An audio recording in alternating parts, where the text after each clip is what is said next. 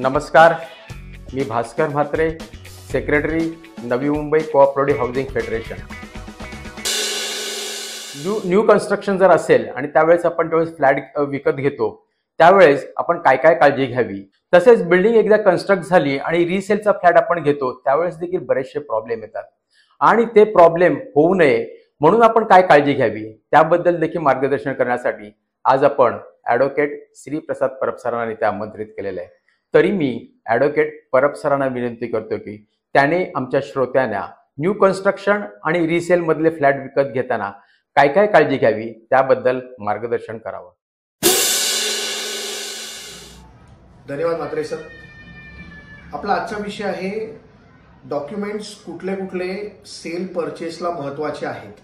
म्हणजे ज्या वेळेला आपण फ्लॅट सेल परचेस करतो त्यावेळेला कुठले कुठले डॉक्युमेंट्स जे आहेत ते तिथे रोल प्ले करतात हे आपल्याला पाहायचं आहे. तर मग हा विषय जो आहे तो आपण दोन पार्ट म्हणजे दोन व्हिडिओजमध्ये आपण डिवाइड करणार आहोत.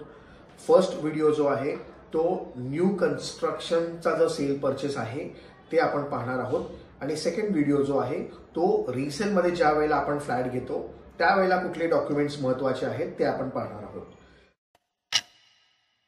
फर्स्ट पार्ट जो आहे जिथे आपण न्यू कन्स्ट्रक्शनमध्ये समजा आपण खरेदी करण्यासाठी ज्या वेळेला आपण जातो त्यावेळेला आपल्याला काय काय गोष्टी पाहायच्या आहेत आणि कुठले डॉक्युमेंट्स जे आहेत ते इम्पॉर्टंट आहेत ते आपण आज ह्या व्हिडिओमध्ये पाहणार आहोत.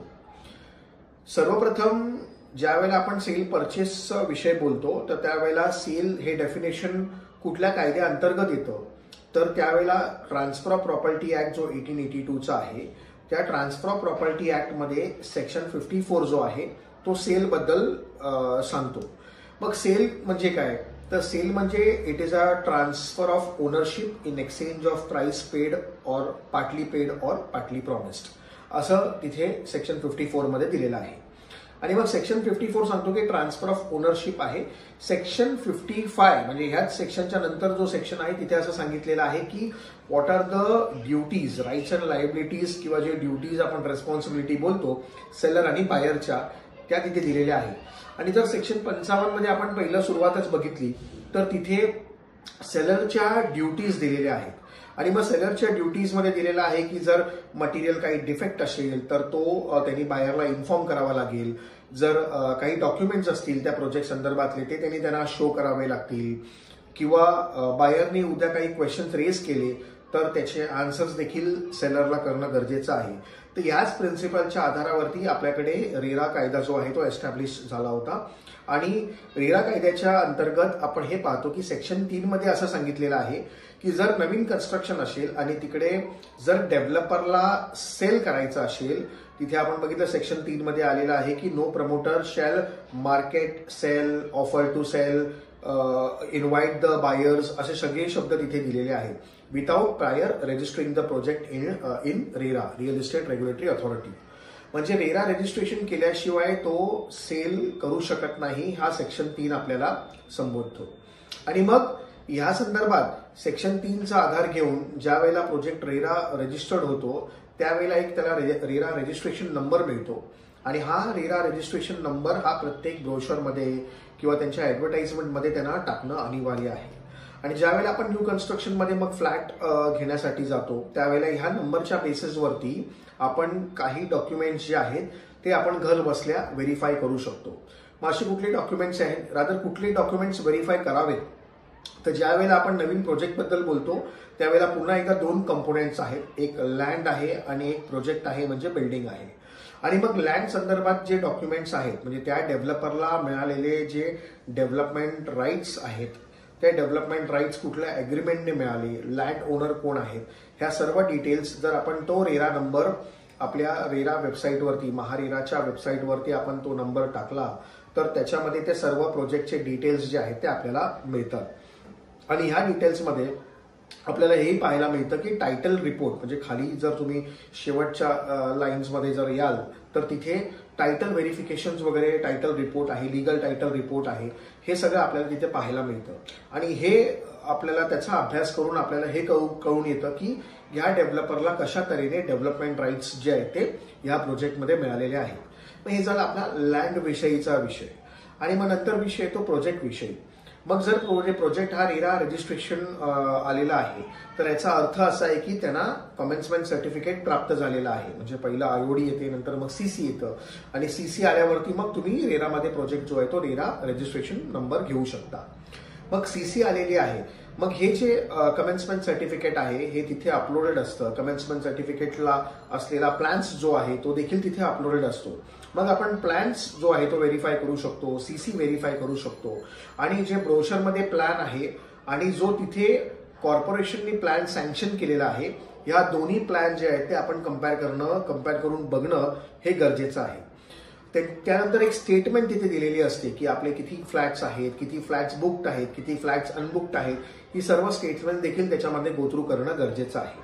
आणि मग ज्या माळ्यावरती आपण फ्लॅट घेत आहोत किंवा ज्या फ्लोअरवरती घेत आहोत त्या फ्लोअरच्या पर्यंत सीसी आलेली आहे का किंवा रादर त्याच्या वरती आहे का किंवा त्या फ्लोअरच्या खाली आहे, हे सर्व थोडासा अभ्यास करणं गरजेचं आहे. जर त्या फ्लोअरच्या खाली सीसी आलेली असेल तर ते फ्लॅट त्यांना विकणं त्यांना येऊ शकत नाही आणि त्यामुळे असे फ्लॅट्स घेणं हे देखील एक रिस्क आहे. त्यामुळे फ्लॅट घेताना आपला फ्लॅट कमेन्समेंट सर्टिफिकेटनी कव्हर केलेला आहे का हे पाहणं गरजेचं आहे. हा झाला आपल्याला प्रोजेक्ट रिलेटेड आपल्याला डिटेल्स. त्यानंतर इतरही काही डिटेल्स जे आपल्याला त्या रेरा वेबसाईटवर पाहायला मिळतात, जेणेकरून म्हणजे प्रमोटरचे सगळे डिटेल्स आहेत, प्रमोटरचे काही लिटिगेशन्स असतील त्या प्रोजेक्ट रिलेटेड, तर त्या प्रोजेक्टचे लिटिगेशन्स देखील प्रमोटरला त्या प्रोजेक्टवरती टाकणं बंधनकारक आहे. मग ते लिटिगेशन्स तिथे शो होत आहेत का हे देखील आपण ह्या माध्यमातून रेराच्या वेबसाईटच्या माध्यमातून पाहू शकतो. तसंच रेराचं रजिस्ट्रेशन सर्टिफिकेट जे आहे ते देखील तिथे अपलोड केलेलं असतं, तर ते देखील तुम्ही पाहू शकता. आणि त्या रेराच्या रजिस्ट्रेशन सर्टिफिकेट जर असेल, सीसी कमेन्समेंट सर्टिफिकेट जर योग्य असेल, तर मग आपण तिकडे पहिली पायरी जी आहे ती आपली तिथे पार पडते. आणि मग ह्याच्या व्यतिरिक्त जर आपल्याला काही सर्च करायचे असतील तर डेफिनेटली आपल्याला एक टायटल सर्च जो आहे तो आपण घेतला तर सगळ्यात बेस्ट होतं. कारण टायटल सर्चमध्ये आपल्याला हे माहीत पडतं की जो फ्लॅट आपण विकत घेत आहोत त्या फ्लॅटमध्ये अगोदर कुठल्या प्रकारचं अग्रीमेंट वगैरे झालेलं आहे का, रजिस्ट्रेशन झालेलं आहे का, किंवा काही मॉर्गेज असतात किंवा डेव्हलपर्स काही फ्लॅट्स जे आहेत ते फायनान्शियल इन्स्टिट्यूशन्सकडे मॉर्गेज ठेवतात. मग ते त्या प्रकारे जर मॉर्गेज असेल तर मग त्यांना प्रायर त्यांचं कन्सेंट तो विक्री करता येत नाही. ह्या सगळ्या गोष्टीचा अभ्यास जो आहे तो आपण सर्च घेतल्यावरती आपल्याला माहीत पडतं. तर अशा तऱ्हेने जी आहे प्रायमा फेशिया नवीन कन्स्ट्रक्शन ज्या वेळेला आपण घेतो त्यावेळेला ही प्राथमिक काळजी घेणं आपल्याला गरजेचं आहे. ह्याच्या व्यतिरिक्त डेव्हलपर बरोबर इंटरॅक्शन करणं, जसं सेक्शन 55 मध्ये सांगितलेलं आहे की तुम्ही काही क्वेश्चन्स पुटअप केले, म्हणजे ह्याच्याही आपल्याला काही आन्सर्स मिळाले नसतील तर आपण प्रमोटरला क्वेश्चन्स पुटअप करून त्याचे आन्सर्स आपण तिकडे मिळवू शकतो. जर काही डॉक्युमेंट्स काही ठिकाणी रेरा वेबसाईटवरती अपलोडेड प्रमोटर करत नाहीत तर मग अशा काही डॉक्युमेंट्स आपण फिजिकली जाऊन त्यांच्या ऑफिसमधला पाहू शकतो, पडताळणी करू शकतो. आणि जर प्रोजेक्ट हा मुंबईमध्ये असेल, पुण्यामध्ये असेल, ठाण्यामध्ये असेल तर इथे बऱ्याच वेळेला कॉर्पोरेशन जे आहे ते सीसीचे प्लॅन्स वगैरे सगळे ऑनलाईन पोर्टलवरती असतात. तर आपल्या ओळखीचा कोण आर्किटेक्ट असेल तर त्या दृष्टिकोनातून आपण ते प्लॅन्स सर्च करून तेही तिथे थोडं पाहू शकतो. अशा तऱ्हेने हा कम्प्लीट अभ्यास करून आपण प्रोजेक्ट जो आहे प्रोजेक्टमध्ये जाणं आणि तिथे फ्लॅट परचेस करणं, या माध्यमातून आपण हे सगळे डॉक्युमेंट जे आहेत ते पाहायचा प्रयत्न एक छोटासा केलेला आहे. आणि अशा तऱ्हेने ही थोडीशी कॉशियस भूमिका घेऊन आपण फ्लॅटमध्ये एंटर करावं, परचेसमध्ये एंटर करावं आणि मगच खरेदी करावी, म्हणजे मग बुक करावा. अशा तऱ्हेने ह्यासाठी हा व्हिडिओ जो आहे तो आपण अपलोड केलेला आहे. नेक्स्ट पार्ट जो आहे तो आपण रिसेल संदर्भातला पाहणार आहोत. मग रिसेल मध्ये फ्लॅट खरेदी करताना काही आपल्याला काळजी घ्यायची आहे ते आपण नेक्स्ट पार्टमध्ये पाहायचा प्रयत्न करणार आहोत. धन्यवाद.